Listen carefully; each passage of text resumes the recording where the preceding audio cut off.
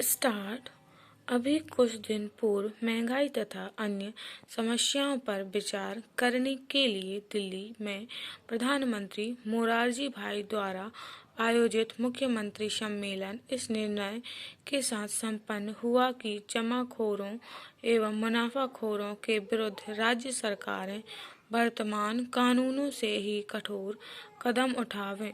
जमाखोरों एवं मुनाफाखोरों के विरुद्ध कड़ी कार्यवाही करने की अपील स्वयं प्रधानमंत्री ने की है और यह भी स्पष्ट कहा है कि यह कार्यवाही इतनी कड़ी हो कि व्यापारी फिर मुनाफाखोरी या जमाखोरी करने की हिम्मत न कर सकें। साथ ही महंगाई की मूलभूत समस्याओं की ओर भी प्रधानमंत्री ने मुख्यमंत्रियों का ध्यान आकर्षित किया है और उन्होंने इस बात पर विशेष बल दिया है कि जनोपयोगी चीज़ों के उत्पादन को तेजी से बढ़ाया जावे। इसी सम्मेलन में नागरिक आपूर्ति मंत्री श्री मोहन धारिया ने कहा है कि नवीन सार्वजनिक प्रणाली का प्रारूप शीघ्र ही राज्य सरकारों को भेजा जाएगा। इस सम्मेलन में देश की आंतरिक व्यवस्था पर भी चर्चा हुई। इस संबंध में केंद्रीय गृह मंत्री श्री चरण सिंह ने यह बात विशेष रूप से कही है कि विगत महीनों में हरिजनों पर अत्याचार की घटनाओं में वृद्धि नहीं हुई है। दूसरी बात प्रधानमंत्री ने महत्वपूर्ण रूप से बताई कि राज्यों के अधिकारों को केंद्रीय सरकार किसी प्रकार कम नहीं करना चाहती। उनका कहना था कि इस प्रकार दृढ़ केंद्र की जरूरत है, उसी प्रकार राज्यों में सरकारों का स्थायित्व आवश्यक है। प्रधानमंत्री ने विशेष रूप से उन राज्यों को आश्वस्त करने के लिए ही यह बात कही है जहां गैर जनता सरकारें हैं। इस सम्मेलन में मीशा कानून को फिर प्रभावी बनाने से इनकार कर दिया गया क्योंकि गत 19 महीनों के आपातकाल में यह कानून बुरी तरह बदनाम हो चुका है।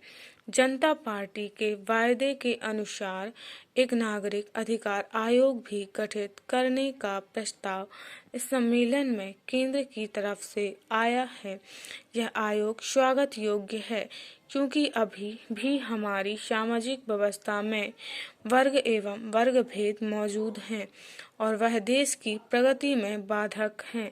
उसी के कारण हरिजनों पर अत्याचार, आदिवासियों से जमीन की छीन झपट आदि घटनाएं होती रहती हैं।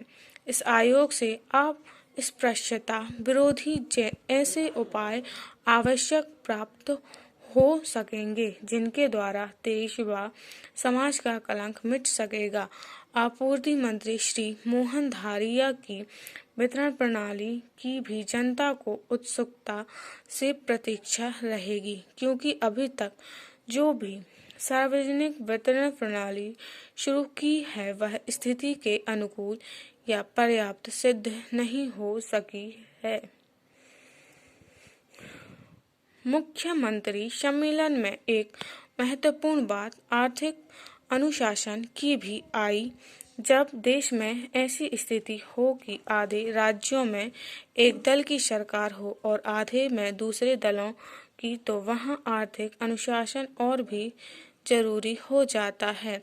विकासशील व्यवस्था में वैसे घाटे के बजट से बचा नहीं जा सकता, लेकिन घाटे की व्यवस्था एक सीमा तक ही होनी चाहिए। यदि राज्य सरकारें अपने बजट को राजनीति से प्रेरित कर भारी घाटे वाले बनाती हैं तो हमारी अर्थव्यवस्था ही असफल हो जाएगी।